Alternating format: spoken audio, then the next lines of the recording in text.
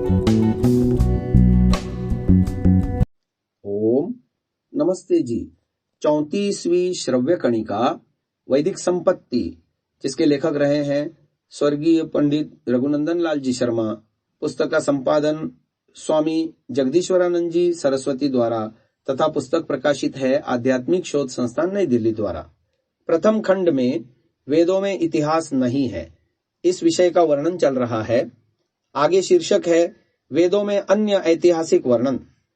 वेदों के अवलोकन से ज्ञात होता है कि उनमें इंद्र और वृत्र के युद्ध, विवाह के नियम, यज्ञ के विधान, वर्णाश्रम, सदाचार आदि की शिक्षाओं का वर्णन है। ये सब मनुष्य समाज के व्यवहार हैं। इन व्यवहारों से ज्ञात होता है कि वेद तब लिखे गए जब इस प्रकार के व्यवहार आर्यों में प्रचलित होकर बद्धमूल हो चुके थे। ऐसी दशा में संभव नहीं है कि वेदों में ऐतिहासिक वर्णन न हो। व्यक्ति विशेष का वर्णन भले न हो, पर सामूहिक रीति से समाज के व्यवहारों का वर्णन तो है। इस शंका के समाधान में निवेदन है कि हम कब इनकार करते हैं कि वेदों में सामाजिक व्यवहारों का वर्णन नहीं है। सामाजिक व्यवहारों के वर्णन के लिए ही तो वेदों का प्रादुर्भाव हुआ। सामाजिक व्यवहारों का वर्णन यदि उनमें न हो, यदि वेदों में समाज को क्या करना चाहिए और क्या न करना चाहिए न बतलाया गया हो, तो फिर संसार में उनका उपयोग ही क्या है। किंतु इस व्यावहारिक वर्णन से यह नहीं निकाल सकता कि वेद व्यवहार के बाद बने, अर्थात जब विवाह हो चुके थे तब विवाह का ज्ञान हुआ, और जब युद्ध हो चुके थे तब युद्ध की शिक्षा आरंभ हुई। प्रश्न तो यह है कि जब शादी का प्रचार ही नहीं था तब पहले शादी हुई कैसे? जब युद्ध जैसी वस्तु का ज्ञान ही नहीं था तब युद्ध हुआ कैसे? कोई भी सामाजिक व्यवहार ऐसा नहीं कहा जा सकता कि जब से यह व्यवहार हुआ तभी से इसका अस्तित्व है, पहले से नहीं। इस विषय को तनिक विस्तार से समझना चाहिए। कल्पना करो कि संसार में सबसे प्रथम आज एक विवाह हुआ, किंतु प्रश्न यह है कि उसी समय विवाह शब्द कहां से आ गया, जो इस पहल आज ही आरंभ होने वाले विवाह के लिए प्रकट किया गया। वास्तविक बात तो यह है कि विवाह तब से है जब से विवाह शब्द का अस्तित्व है, युद्ध तब से है जब युद्ध शब्द का अस्तित्व है, इत्यादि। इससे पूर्व हम वेद में आए हुए ऐसे अनेकों शब्दों का विवेचन कर आए हैं, जिन शब्दों का व्यवहार लोक में राजाओं, ऋषियों, नदियों, नगरों आदि के नामों के लिए होता है। परंतु सोचना चाहिए कि उस राजा, ऋषि, नदी, ग्राम तथा देश के पूर्व वे शब्द विद्यमान थे या नहीं। राजा पुरुरवा और राजा इक्ष्वाकु के नाम रखते समय ये विद्यमान थे। गंगा और यमुना के नाम रखते समय ये शब्द विद्यमान थे। विश्वामित्र, जमदग्नि के नाम रखते समय ये शब्द विद्यमान थे। काम्पिल, अयोध्या आदि नाम रखते समय ये नाम विद्यमान थे, और व्रज, अर्व तथा गांधार आदि नाम रखने के समय भी ये नाम विद्यमान थे।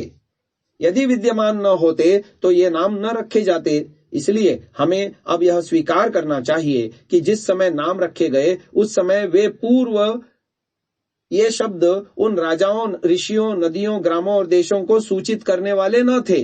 उस समय पुरुरवा शब्द से चंद्रवंशी पुरुरवा का बोध होता था, और न गंगा शब्द से इस हरिद्वार वाली गंगा का ही बोध होता था। उस समय इन शब्दों का कुछ दूसरा ही अर्थ था। इन शब्दों का उस समय जो अर्थ था वही इनका वास्तविक अर्थ है। उसी को धात्वर्थ कहते हैं। पीछे से जहां जहां उस अर्थ के लक्षण दिखलाई पड़े, उन नवीन पदार्थों के भी वही नाम रख दिए गए। अब भी तो यही होता है। जब हम अपने लड़के या अपने किसी अन्य पदार्थ का नाम रखना चाहते हैं तब हमारे पास पहले से ही हजारों नाम विद्यमान होते हैं। हम उन्हीं में से चुनकर कोई नाम रख देते हैं। इसी प्रकार किसी शब्द को देखकर यह नहीं समझ लेना चाहिए कि यह शब्द अमुक व्यवहार के बाद बना, परंतु यह समझना चाहिए कि प्रत्येक शब्द व्यवहार से पहले का है।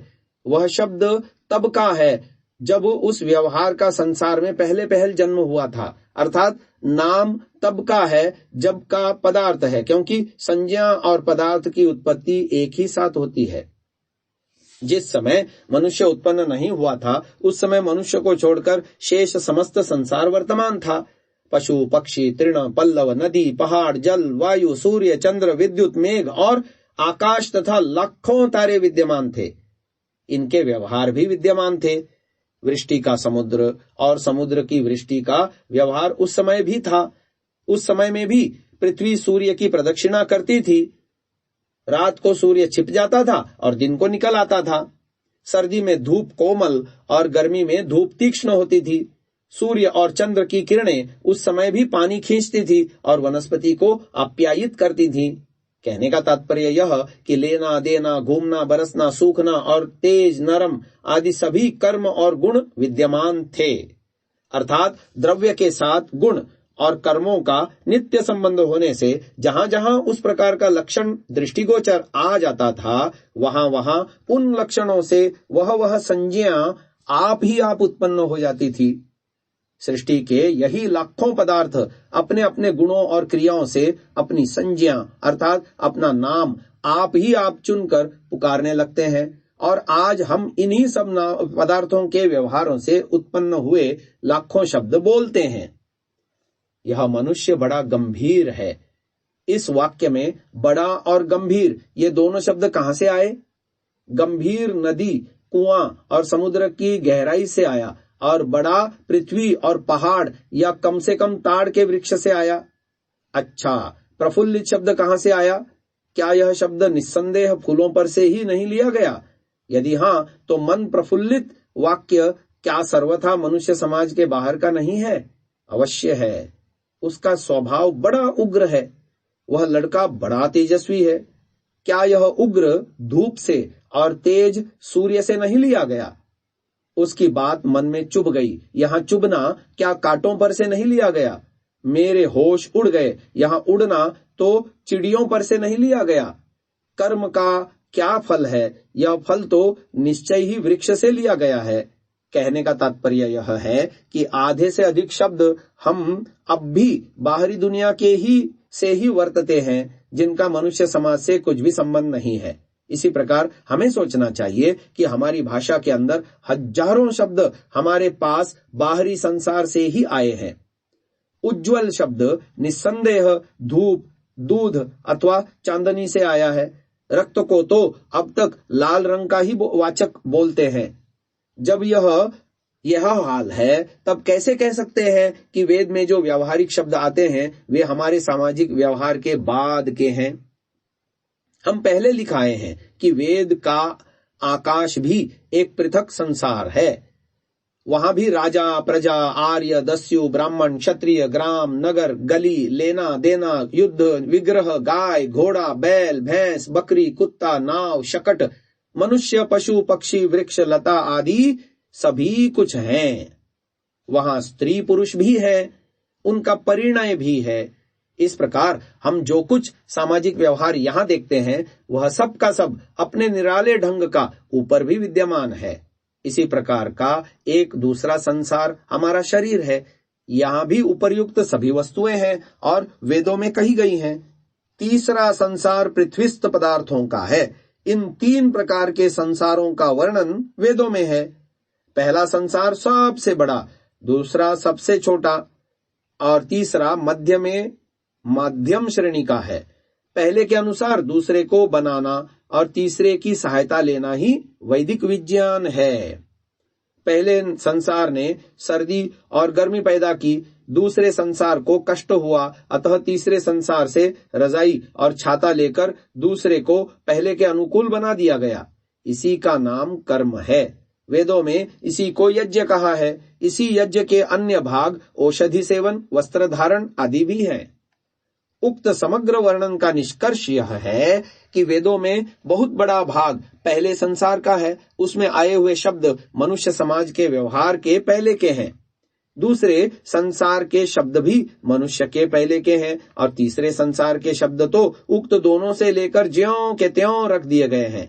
उदाहरण के लिए किरणें और इंद्रियां गौ हैं। ये ताप और ज्ञान देती हैं, चलने वाली भी हैं। उनका मिलान गौ से मिलता है, अतः गौ भी उन्हीं शब्दों से कही जाती है। अश्व तेज चाल वाली किरण है, अतः तेज चाल चलने वाला घोड़ा भी अश्व कहलाता है। सूर्य संसार का शासन करता है, अतः वह वेदों में सम्राट कहा गया है। यहाँ भी पृथ्वी भर का राजा सम्राट कहलाता है। तात्पर्य यह कि वेदों से ही सब संज्ञाएं निकली हैं। वे समाज के बाद नहीं बनी, अपितु समाज के साथ ही उत्पन्न हुई है। अतएव इन शब्दों से इतिहास निकालना भूल है। वेदों में इतिहास नहीं है। आज की श्रव्यकणिका को इन्हीं विचारों के साथ समाप्त करते हैं। ओम।